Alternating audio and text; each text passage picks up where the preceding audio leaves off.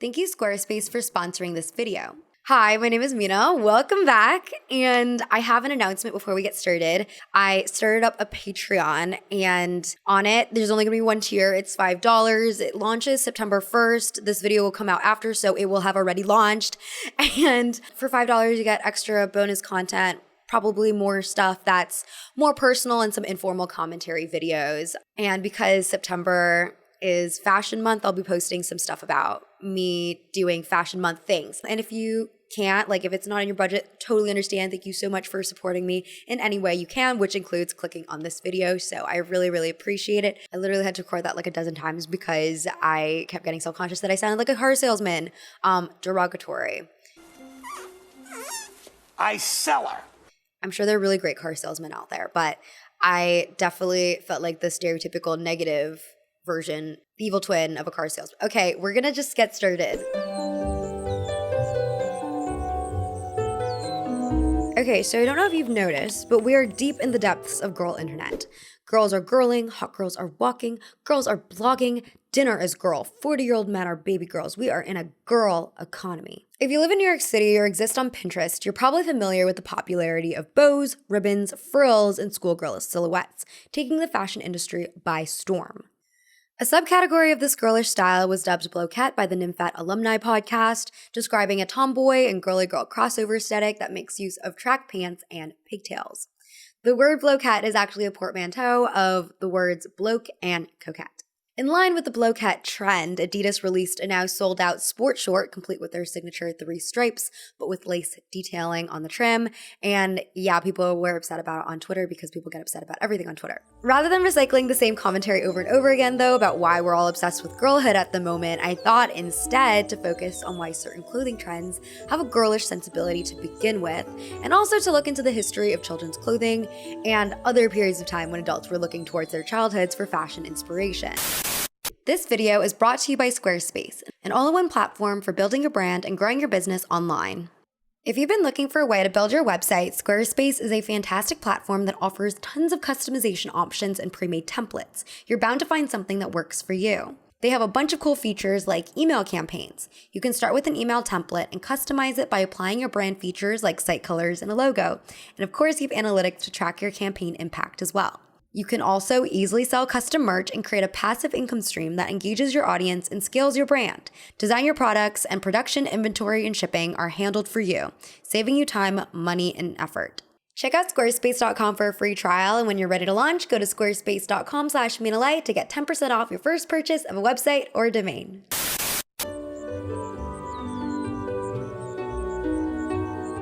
Earlier this year, the New York Times did a profile on the Lower East Side-based brand Sandy Liang titled "The Big Business of Dressing Like a Little Girl." Designer Sandy Liang told the interviewer, "I'm obsessed over something that I can actually never return to."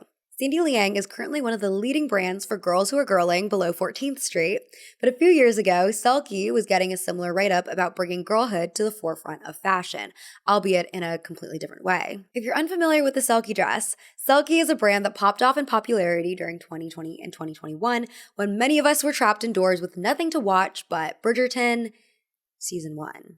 Oh dear.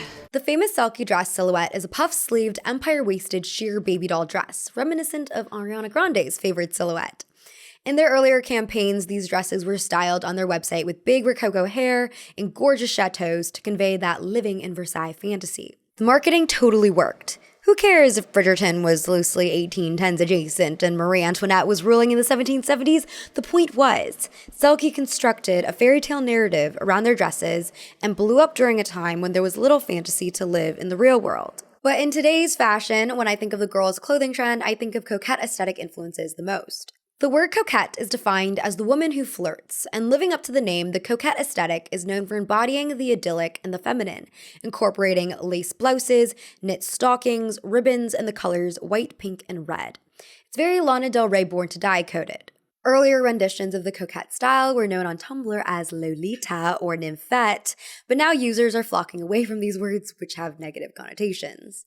India Roby explains it for Nylon. Today's interpretation of coquette is keen on clarifying and reinventing the aesthetic by embracing one's femininity instead of hyper-focusing on and sexualizing innocence. However, At the same time, it's worth mentioning that while this coquette trend is going on, the whimsical, bold-colored side of girliness is getting its moment too. So Limited Too is a brand that I associate with my girlhood more than any of the muted-down coquette aesthetics because as an 8-year-old, I remember walking by their vibrant pink store in the mall whenever my mom had to do some errands, wishing that she would buy me something from it, but she said it was too expensive, and then lusting after maximalist Disney Channel outfits of the early 2000s when I got home. Kids these days probably don't know Limited Too since the brand merged with Justice in 2009, but in February, the Washington Post released the article, "Are You Ready for the Return of the Limited Too Aesthetic?" In it, writer for The Post, Ashley Fetters-Malloy, who I also assume is a millennial, mentions the Spring-Summer 2023 collections of Anna Sui, Cynthia Rowley, and Rodarte that hark back to what she thinks of as Limited Too's iridescent, bold-colored, sassy, sleepover chic aesthetic. Despite this gravitation towards youth aesthetics, there are critics who claim this is a reflection of women self-infantilizing themselves.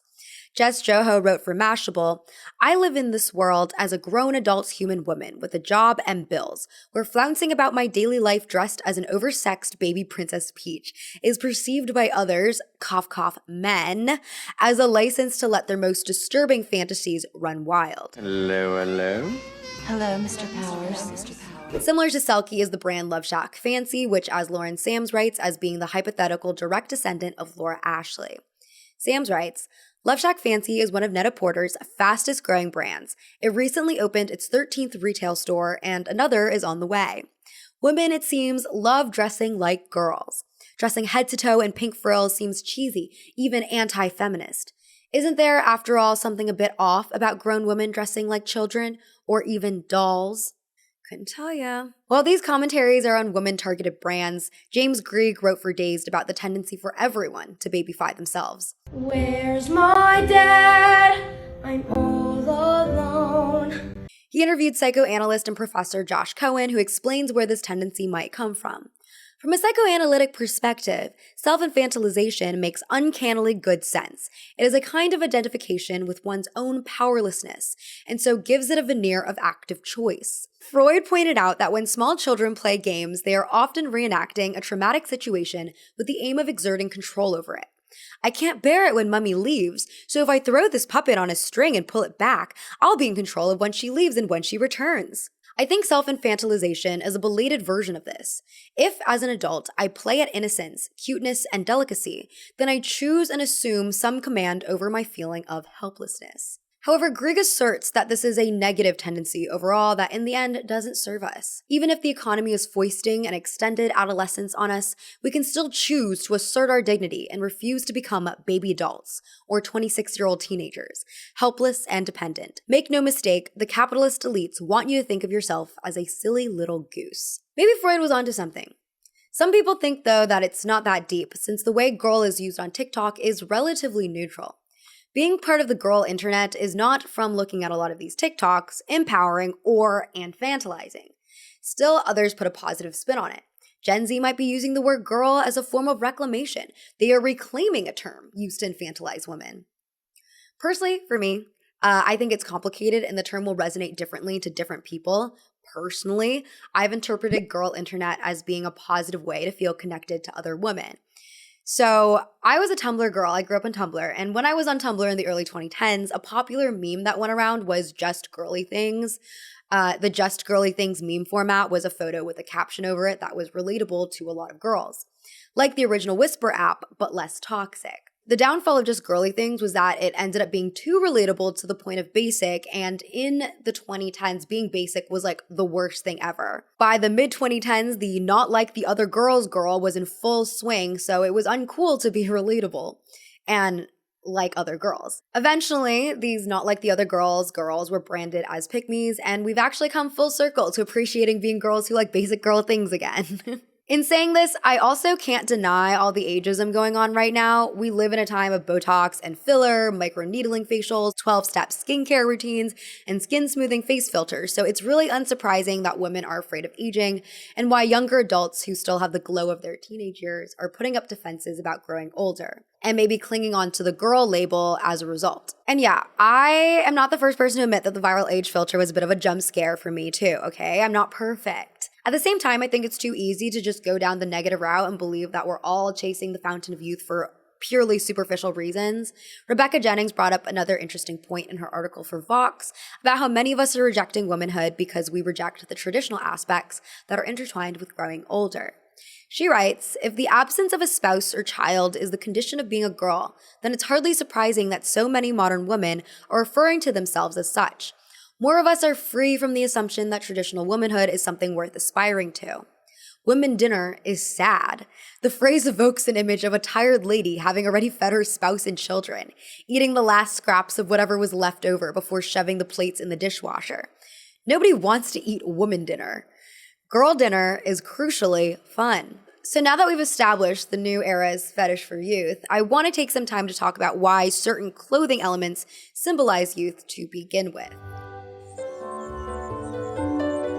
The existence of a distinctly childlike way of dressing is actually a relatively new phenomenon. In the 17th century, all babies would wear simple gowns regardless of gender. But for boys, once they reached age 4, they would be breeched, which sounds scary, but it just meant that they would start wearing pants, or breeches. This is a painting of Louis XIV with his younger, unbreeched brother in the 1640s. As you can see, Louis XIV was dressed like many adults of the time, of the 17th century. Then in the early 18th century, the boy would be put in a miniature 3-piece suit consisting of a coat, waistcoat, and breeches reaching to the knee. For girls, when they reached age 2, they would wear a tight-fitting boned bodice laced at the back with a long full skirt over a petticoat. Part of this insistence to dress children like adults as soon as possible was because in the 17th century, according to Karen Calvert, people thought that human beings were quite literally made, not born.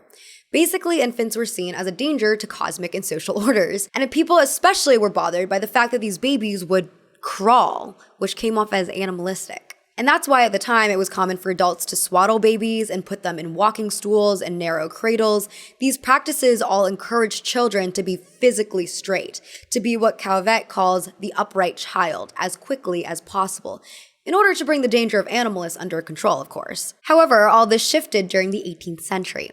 Clothing for girls and boys gradually became less formal and less stiff, giving way to more comfortable, practical clothes that children could move about in. Thanks to philosophers like Jean-Jacques Rousseau, people started to believe that children were actually maybe innocent. In his 1762 book, A Meal or an Education, he writes, "The best plan is to keep children in frocks for as long as possible, and then to provide them with loose clothes." Coinciding with changes in philosophy was the rise of the Industrial Revolution, where it now became relatively cheap to produce cotton goods. So children began to wear lighter weight, softer washable cottons.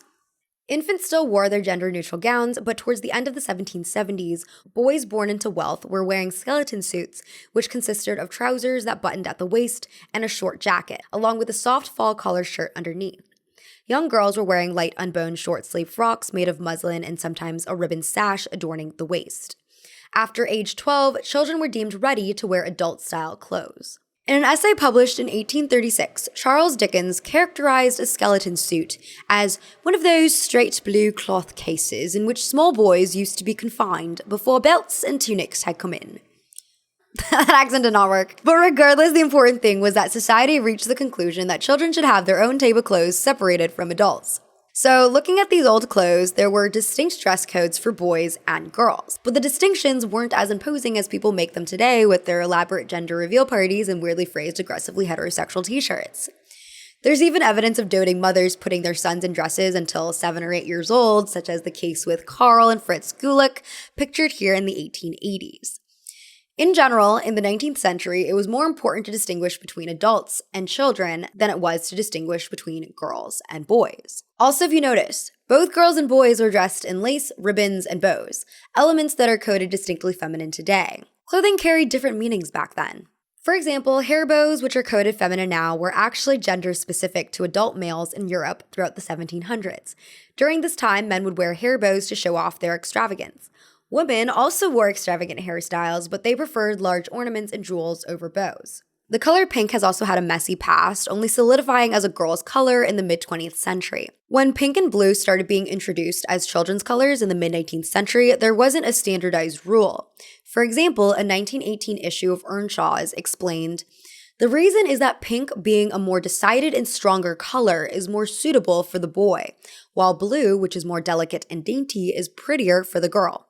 But in Little Woman, which was published in 1869, one of the sisters, Amy, puts a blue ribbon on the boy baby and a pink ribbon on the girl, in line with what Louisa May Alcott dubbed as French fashion. The modern idea of what constitutes girls' clothing today is a 20th century phenomenon.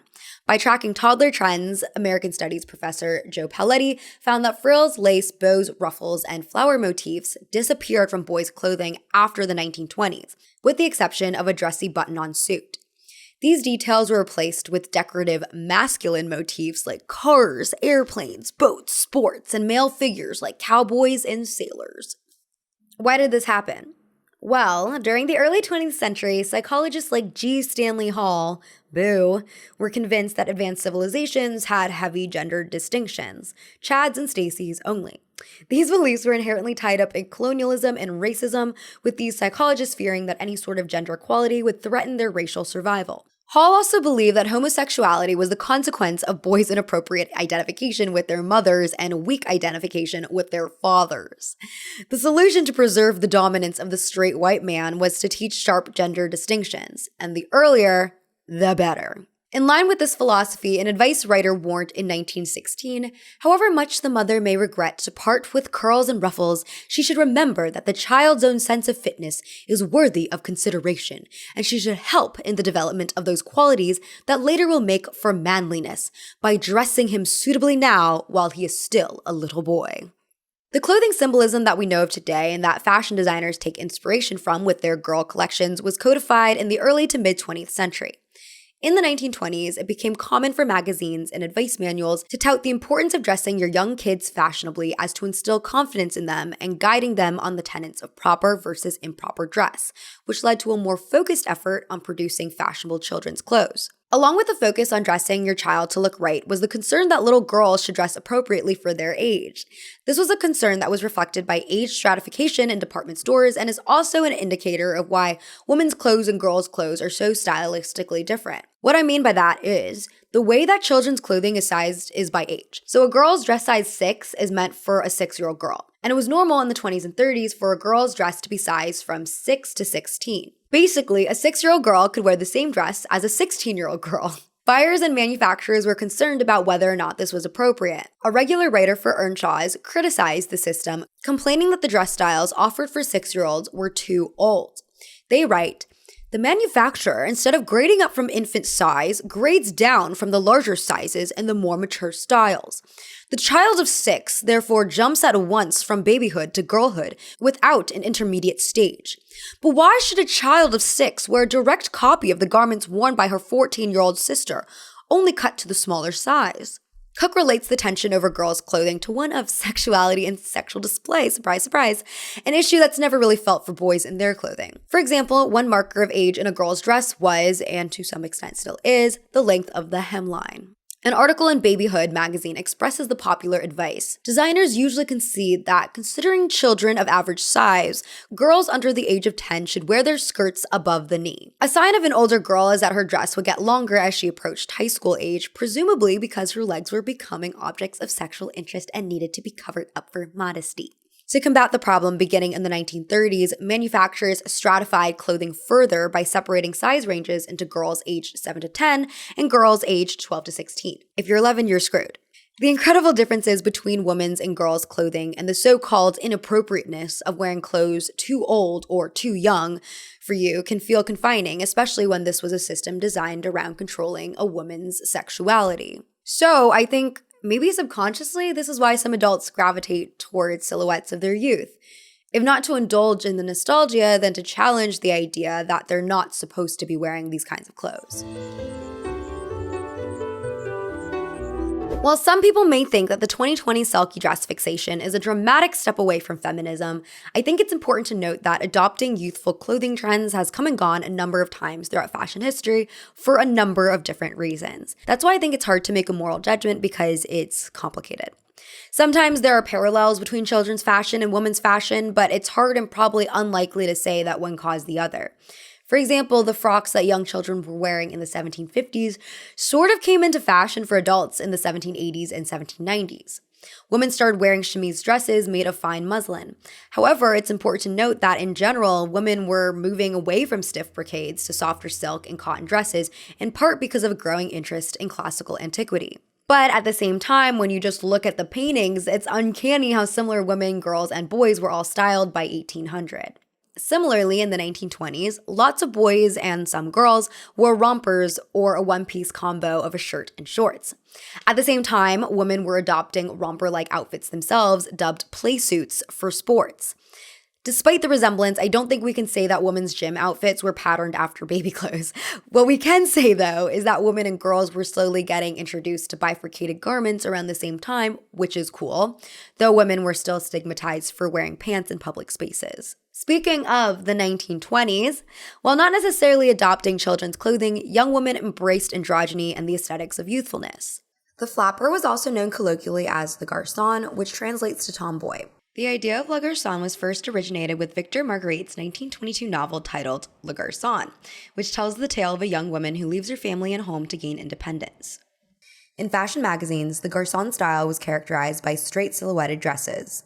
Many women bobbed their hair, and to create the boyish or prepubescent silhouette, those with larger chests wore a bandeau or a brassiere that was designed to flatten the bust. As you can see, some brassieres were labeled as being bust reducers, like the one pictured here. In 1921, America's sweetheart Mary Pickford starred in Little Lord Fauntleroy, a 1921 silent film adaptation playing both the boy, Cecil, and his mother, Mrs. Errol. Ella Gray wrote about it for Mayday magazine. Pickford's dual roles required the actress to bounce between performances of high femininity and jubilant boyishness.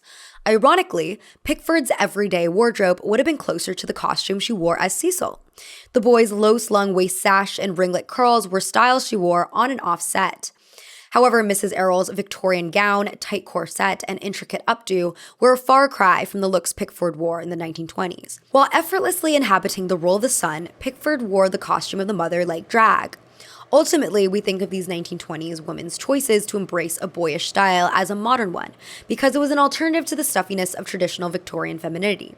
Similarly, in the 1960s, youth was championed in women's fashion as well as men's fashion. Fashion designer Mary Quant paved the way for the youth quake.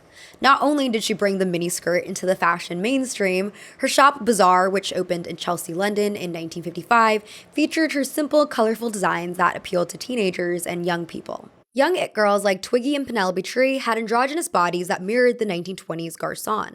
Women everywhere copied the pixie cuts of Edie Sedgwick and Jean Seberg, who combined with their penchant for pants, brought a tomboyish beauty ideal to the forefront once again. But we're talking a lot about boyish youth here. Let's get back on track with women adopting girlish youth.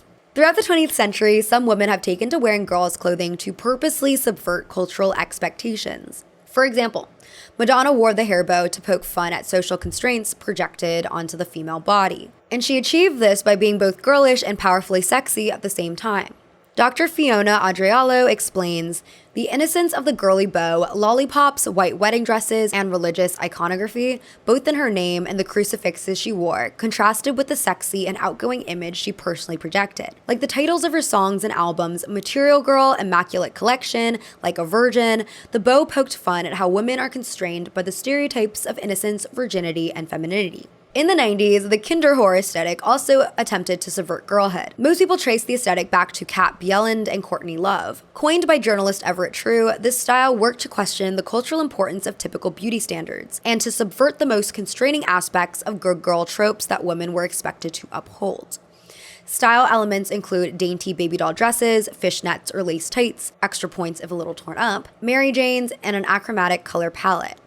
It's today's coquette girl gone bad. According to the Enjoy Your Style website, the look has many influences, from traditional kitsch to Nancy Spungen. Its power comes from how it contrasts two female archetypes, the girl doll and the street prostitute. There's a ghostly resemblance to the flapper aesthetic, which combined then-shocking dress with haircuts and attitudes typically reserved for children.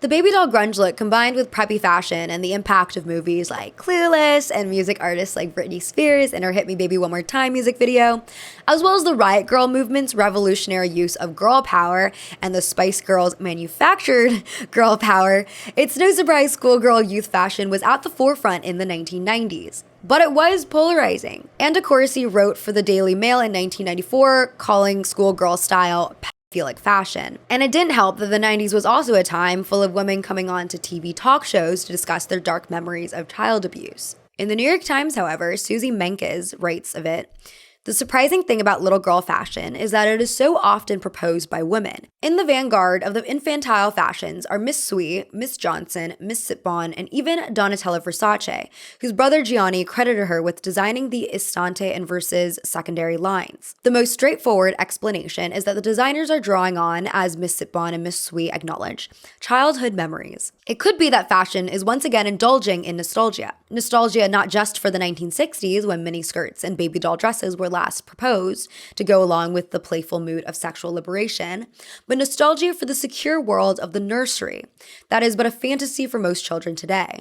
The weird and discomforting sight of tough urban kids wearing pacifiers on leather thongs then becomes not a sick fashion fad, but a symbol of a childhood lost." I hit my 30s and suddenly wanted to start dressing like I attend boarding school. Maybe it's my attempt to reclaim my fading youth. So, maybe the girl fashion trends we're seeing today are a callback to 1990s trends, because we have been seeing lots of 90s trends resurface in general, like baggy jeans and skinny brows. Or maybe it's because, like in the 90s, we're craving nostalgia for lost childhoods, which makes a lot of sense because there have been pretty vile things happening in the past several years, like school shootings, the pandemic, and just the overall takeover of social media and technology. It makes us feel like the idyllic childhood life that we all had no longer exists, even for children today, as they're kind of raised on iPads. Or maybe we're challenging the expectation that women have to be adults, and this is all just subversion. Or maybe it's all of that. I think nowadays, with so much social fragmentation and the way that we use the internet, there are so many podcasts to choose from, so many music artists to listen to, it's really possible for anyone who likes the trend of dressing in a girly way, or just any trend in general, to be engaging in the aesthetic for a different reason from someone else who is engaging in the same aesthetic. And let me know whether or not you actually like the style and why it resonates for you, because I'm sure it resonates for all of us in a different way. Okay, we did it. We reached the end of the video. I hope you have a lovely rest of your day. Fashion Month is coming up. Maybe it will have already come up by the time this video gets posted. So things are looking a little hectic on my end, and I'm still going to Idaho, and I think I might be wearing this outfit there. By the way, outfit details. It's 1970s is Victorian hat. I got this off of Etsy. I'm really, I love this hat. This is probably one of my favorite hats of all time. The wire is a little bit funky now because of improper hat storage, but we make do. Country girls make do. And for the person who was like, do you even know what that means? Yes, I do. And the dress is a Gunny Sacks dress that I've had for ages before prices skyrocketed to be like $400 pop. I got this at the freaking thrift store. So, yeah. Anyways, I'll see you later. I'll talk to you. And yeah, bye. This was a terrible outro.